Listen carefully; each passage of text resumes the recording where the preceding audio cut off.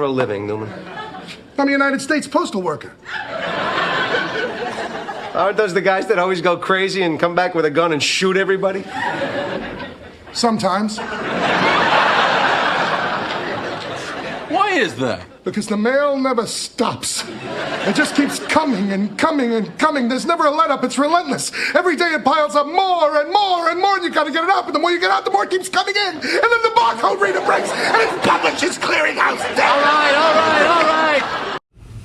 Well, good morning, everybody. Yes, good morning, everybody. I am the passenger today, yes. I didn't feel like going to the shop to get my vehicle. It supposedly got done, but my son came and got me, and my wife's dropping me off to work. She's not there yet. Good morning, rise and grind on this Tuesday the 25th. Wow, Tuesday the 25th. Is it? Yeah, 26th. No, is it? What's today's date? I don't know. I think it's 25. 25, 26, 27, 28, 1, 2. Yeah, 26, 27. So, yes, 25. Good morning, everybody. Rise and grind. Hope everybody's going to have a good... I got something. Oh, there it is. Just brush my teeth. Rise and grind. Here comes the ball and chain. Here she's coming. We'll make sure we don't get her. Let me buckle in before I get yelled at. So, this video, I have a couple things I want to talk about, but, well, it's basically one thing. Stephen Jones. Sorry about that. Stephen Jones. We're going to get right into the meat and potatoes of it. I have a few things I want to talk about. Stephen Jones. Cautiously aggressive in regards to free agency. You couldn't couch that anymore. Heads up, we got some. All right, they're backing up a long ways to go forward. Okay, all right. Stephen Jones, cautiously aggressive. What does that mean, everybody? What does that mean? I want to get this clear here. I am not asking for the best free agents out there. I am asking for a starting caliber corner, a veteran corner. I did a video on Jair Alexander. Maybe that's too big a fish. I don't know. Assuming he's released, which is what's going to happen. Trayvon Diggs is not, going to be ready to go. I think he should start out on PUP and let that knee. If he's going to have a successful return to the NFL and have longevity, he needs to let that surgery take effect. You got Bland, I get it. As of right now, I hope he's not talking about his own. Because we hear that the Cowboys are talking to Osa, Jordan Lewis, and DeMarcus Lawrence is probably coming back. I'm good with all that. I told you, I'm good with all that. You got to bring back Trent Sieg, the long snapper. I would imagine. He's cheap. And you have to bring back Kevontae Turpin, who's a restricted free agent. We have others, but so does everybody. Again, that's the league that we live, people. But cautiously aggressive. Again, nobody's asking. I'm not asking for Myles Garrett. When Myles Garrett, he comes out and says he wants to be traded, he wants to go play for a winner, then obviously people talk.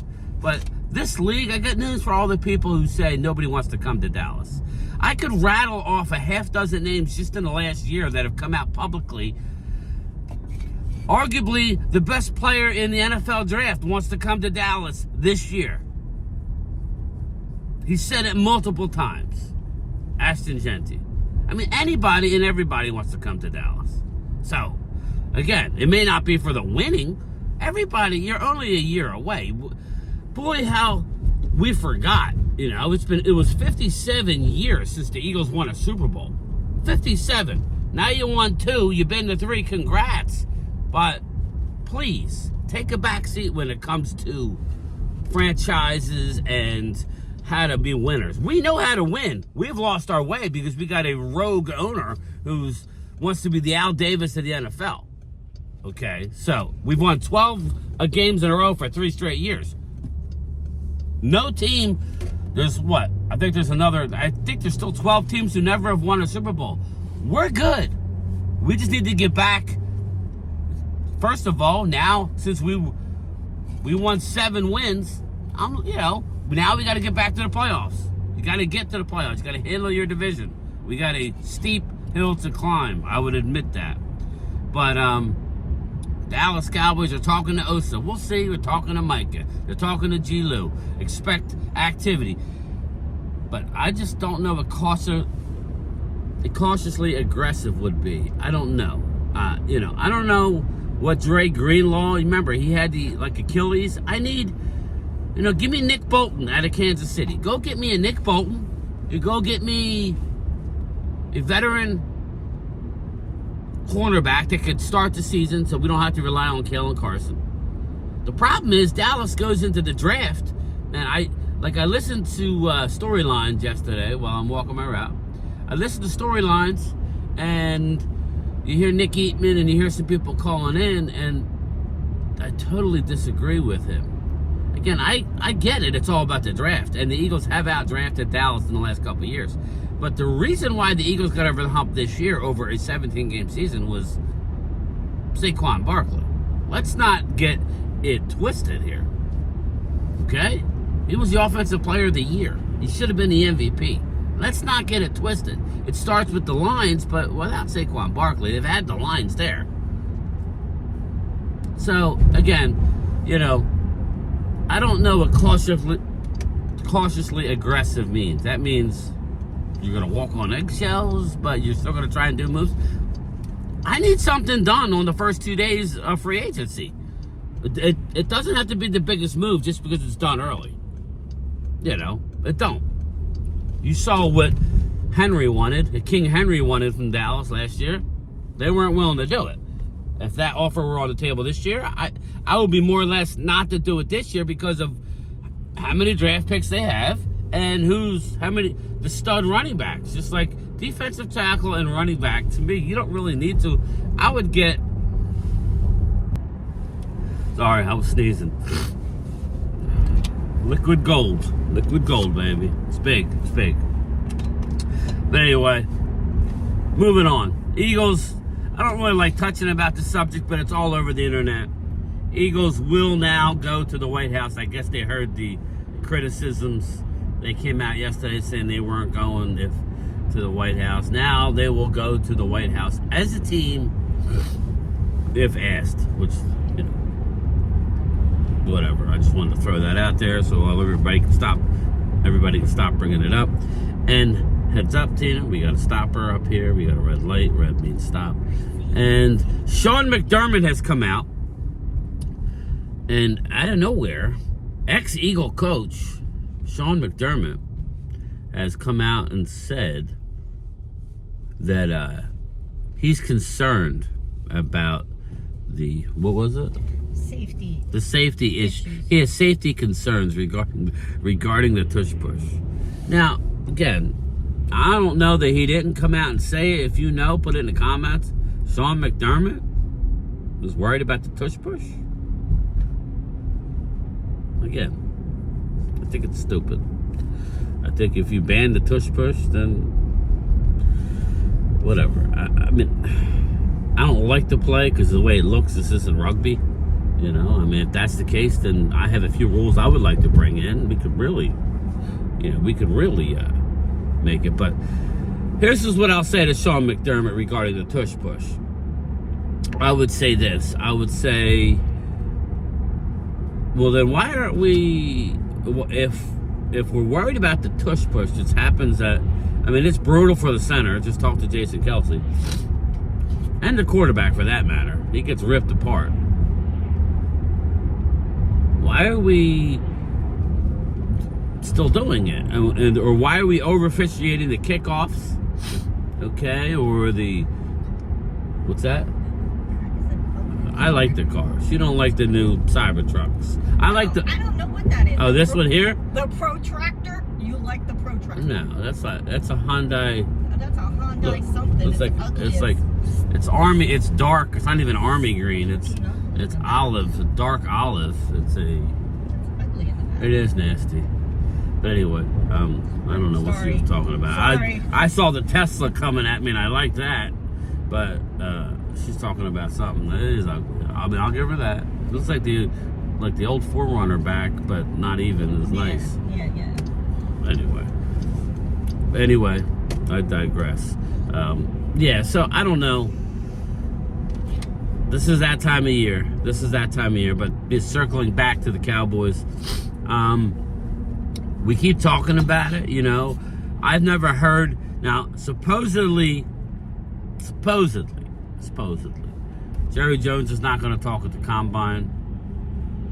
He's going to have the bus there, you know. He brings on the reporters. He wines and dines them. Basically, you know, in my opinion, buying them to not write, to ask. I don't think Jerry cares what you write. He just doesn't want to be asked the real hard questions like, hey, Jerry Jones, it's been 29 years now since you were in a Super Bowl, or going on 30 this year. You've had 4 playoff wins in that span. You have become a mediocre team. You're the last team in the NFC to make it to a championship game. You sit behind the Carolina Panthers, the Jacksonville Jaguars. Jacksonville's AFC, all right. But you sit behind the Arizona Cardinals. You sit behind a lot of teams, the Chicago Bears. And yet you continually do the same thing. Not do nothing in free agency. And we're not talking about our own players. That is expected. You are expected to bring back the players that you want to bring back. You're not willing to put your money where your mouth is and sign some players. Yes, there'll be some dead money, but you're not willing to have dead money with this business. Other businesses, you're willing, like Comstock, you're willing to dump $100 million into a stock investment, but you're not willing to have $60 million or something in dead money, which just so happens to be how much dead money was with the last Super Bowl winner, Philadelphia Eagles. Could you tell the fans that you're not just trying to worry about the books and maybe risk it for the biscuit? Well, I don't got time to jack with you today. I can see Jerry Jones just kicking you right off the bus. Hey, Jerry, you've been irrelevant as... is there a reason why that your son seems to have a problem managing the salary cap like other teams? We're sitting at a green light, too. You could have turned a long time ago. I'm late for work. Oh, wait, that's not Jerry. I don't know why. She's getting caught up with what I'm saying instead of focusing on the driver. So, anyway, your son, Stephen Jones, seems to have an issue with handling, the salary cap and addressing contracts in a timely fashion when they creep up, and they all seem to end on the same year. And that's because, you should be really trying to address Tyler Smith this year. You should really be trying to address Deron Bland now. Your thoughts? Oh, and Jerry Jones, you brought in a intern. Yes, an intern a while back to work with Stephen Jones, the cap boy, the cap guru. He literally was from management from the Landmark Grill, a restaurant. He now is in charge or helping. He's in the same room with Stephen Jones running the salary cap, and there is a consensus among the other teams that you guys are clueless. Like shit like that. Why couldn't you bring up stuff like that? But, that's just me. This is a short video. It's only 12 minutes, so, well, no, there was another couple minutes. But, the bottom line is this, people. The bottom line is this. And I've said this before. The Dallas Cowboys remind me of that movie Armageddon. They do. They remind me of the movie Armageddon, where you expect that there's a team, full of scientists just sitting in the back thinking up this shit. Like, thinking about the worst possible scenario and how to get us out of it. And yet they got to go to a bunch of roughnecks to save the planet. which is dumbfounding to me, and it was dumbfounding to Bruce Willis. Shout out to Bruce Willis. Love Bruce Willis. Say a prayer for Bruce. But I feel like the Dallas Cowboys are run like that. It's like, if I know more, I'm sorry, I know I'm going to get trolled for this, but if I know more and I feel like I could run the organization better than they can, we're all in trouble. We're all in trouble. God help us. All right, I'll talk to you. I'm at work. Don't forget lunchtime chat. I'll talk to you later. Peace. What's your contingency plan? Contingency plan? Your backup plan. You gotta have some kind of backup plan, right? No, we don't have a backup plan. This is it. And this is the best that you could, that the government, the U.S. government can come up with? I mean, you're NASA, for crying out loud. You put a man on the moon. You're geniuses. You're the guys that think his shit up. I'm sure you got a team of men sitting around somewhere right now just thinking shit up and somebody backing them up. You telling me you don't have a backup plan? That these 8 Boy Scouts right here, that is the world's hope? That's what you're telling me? Yeah. Oh,